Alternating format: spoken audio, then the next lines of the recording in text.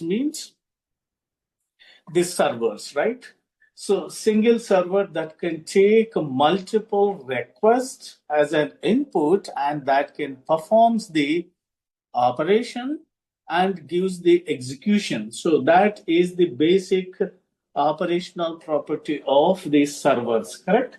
So let us assume that in certain data centers, okay, the managers are often interested in increasing the throughput than the execution time like in desktops.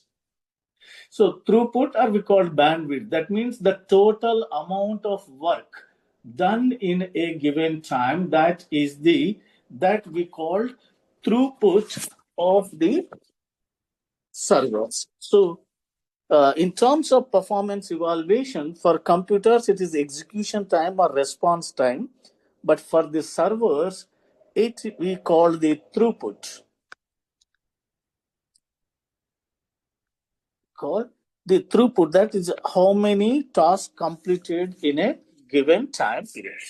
That is throughput. So let us assume that there are 4 users in the data center. Okay, they have created some task. Let us assume 4 users, they created some task and we say that the job, okay, and that job is given as an input to the server 1, the same job set, like job 1, job 2, job 3, and job 4. And the same job pool is given as an input to server 2. Okay. Can you hear me? The same job pool is given as an input to server 2, the 4 jobs.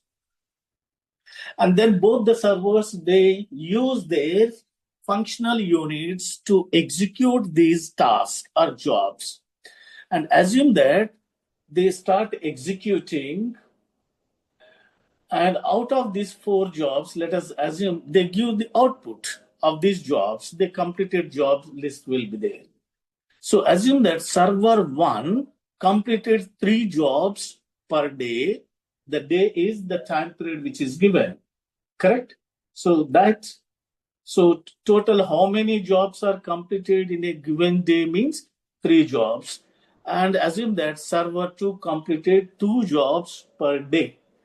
So now can you tell me which server is performing better?